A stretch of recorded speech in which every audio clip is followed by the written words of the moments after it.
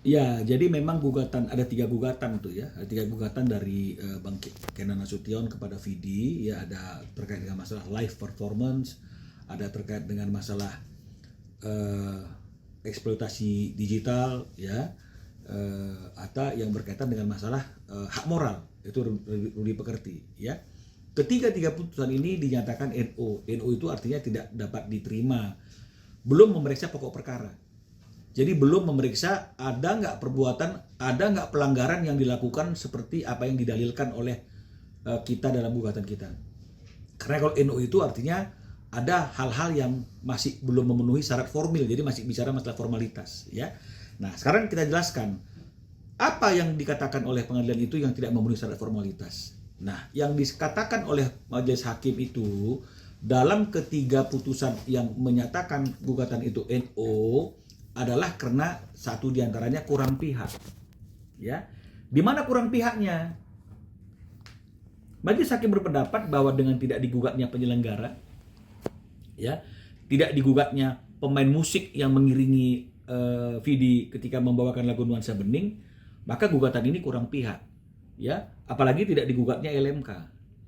Inilah yang menjadi landasan pemikiran majelis hakim di tingkat pertama yang menolak gugatan Kenan Nasution. Nah, sekarang kami sudah mengajukan yang namanya kasasi. Ya, proses kasasi lagi berjalan. Kenapa kami kasasi? Karena kami berpikir seperti ini. Hakim telah keliru dalam memandang masalah ini dengan mengatakan gugatan ini kurang pihak dengan tidak menggugat penyelenggara, tidak menggugat pemain musik, dengan tidak menggugat LMK. Kenapa kita bilang keliru? Penyelenggara itu sifatnya itu kan perannya itu kan adalah pasif, ya, pasif dalam mempertunjukkan satu karya cipta, ya, karena penyelenggara itu bukan dia yang mempertontonkan, bukan dia yang menampilkan karya cipta itu dalam suatu pertunjukan langsung, tapi penyanyinya. Karena kalau memang misalnya yang paling penting bagi penyelenggara itu adalah lagunya dan memang lebih diutamakan adalah lagunya. Artinya kan seolah-olah siapapun yang menyanyikan lagu Nuansa Bening bagi penyelenggara nggak peduli. Yang penting lagu Nuansa Bening ditampilkan. Penyanyi boleh siapa saja. Faktanya kan tidak. Penyelenggara mau Vidi yang nyanyi. Kan begitu. Lagu-lagu apa saja yang akan menjadi pilihan Vidi dalam panggung itu juga adalah pilihannya Vidi sendiri.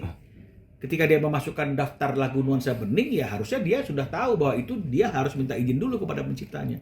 Jadi yang berperan aktif itu kan adalah penyanyinya, bukan penyelenggaranya terkait dengan masalah penggunaan lagu loh.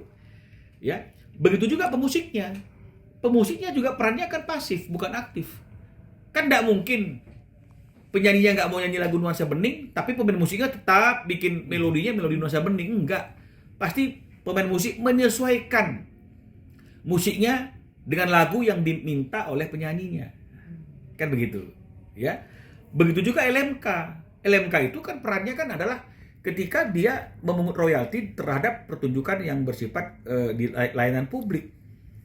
Ya, itu royaltinya. Tapi ini kan kita bicara masalah wajib izinnya untuk menggunakan lagu itu. Nah, jadi kalau misalnya kemudian hakim mengatakan penyelenggara harus digugat, kemudian pemain musiknya harus digugat, kemudian LMK harus digugat, ini menurut kami berlebih-lebihan, ya. Apalagi kemudian kita tahu ada jurisprudensi Mahkamah Agung itu mengenai siapa yang digugat itu sepenuhnya adalah keputusan daripada penggugat. Siapa yang dia menggugat itu adalah kewenangannya dia. Apalagi kita bisa sampaikan bahwa penyelenggara itu dia memang menyediakan panggung untuk seseorang bernyanyi. Lagu apa yang akan dinyanyikan? Yang tahu tentu adalah si penyanyinya sendiri. Nah, maka oleh karena itu seharusnya yang memang meminta izin secara aktif atau pengguna end user daripada lagu itu adalah penyanyinya, karena penyanyi itulah yang mempertarakan suatu kegiatan. Pemusik hanya mengiringi lagu yang ingin dinyanyikan oleh lagu pertunjukan. Nah, jadi ini yang sekarang menjadi suatu persoalan karena adanya cara pandang yang berbeda. Kalau sekarang semua orang rame-rame kan IO kan begitu ya. Penyelenggara. Dan kita sudah berulang-ulang mengatakan bahwa di dalam undang-undang itu nggak ada sebenarnya hal-hal yang berbicara tentang IO dan penyelenggara. Nah, cuma kalau misalnya kemudian semua orang beranggapan bahwa opini yang bertanggung jawab adalah penyelenggara, IO, bukan penyanyinya, ya kita mau buat apa? Ya, tapi kan kalau kita bicara mengenai masalah logika, yang menggunakan lagu itu sebenarnya kan yang udah pasti kan adalah penyanyinya, ya, kan begitu ya. Nah, jadi ini lagi dalam taraf yang kasasi, belum sampai ke pokok perkara karena masih berkutat dengan masalah siapa aja yang harus digugat. Kalau kami beranggapan bahwa yang harus digugat adalah orang yang memakai lagu itu dan mendapat bayaran ketika menggunakan lagu itu dan tidak meminta izin, sementara undang-undang mengatakan dia harus minta izin. Masa ketika live konser rame-rame minta izin gitu loh. Jadi artinya penyanyinya juga minta izin, penyelenggaranya juga minta izin, pemain musiknya juga minta izin, yang nonton juga minta izin gitu. Jadi kan ini kan itu logika berpikir yang kalau menurut kami itu nggak tepat ya, nggak tepat gitu ya. Jadi sudah pasti yang menggunakan lagu itu dan yang mempertunjukkan satu ciptaan itu secara langsung adalah penyanyinya. Untuk kasasi sendiri ini pertanggal berapa ya Bang ajukannya? Aduh, saya lupa ya tanggalnya ya, tapi yang pasti itu bahwa memang kan ada aturan hukum acara itu bahwa 14 hari setelah kita menerima putusan kita harus menyatakan kasasi, karena kalau tidak akan lewat tenggang waktunya. Jadi kami mengajukan kasasi dalam jangka waktu yang masih ditentukan oleh undang-undang. Jadi kalau misalnya kemudian kemarin itu putusannya sudah keluar, begitu keluar mungkin tidak lama setelah itu kami sudah menyatakan kasasi. Ya. Udah.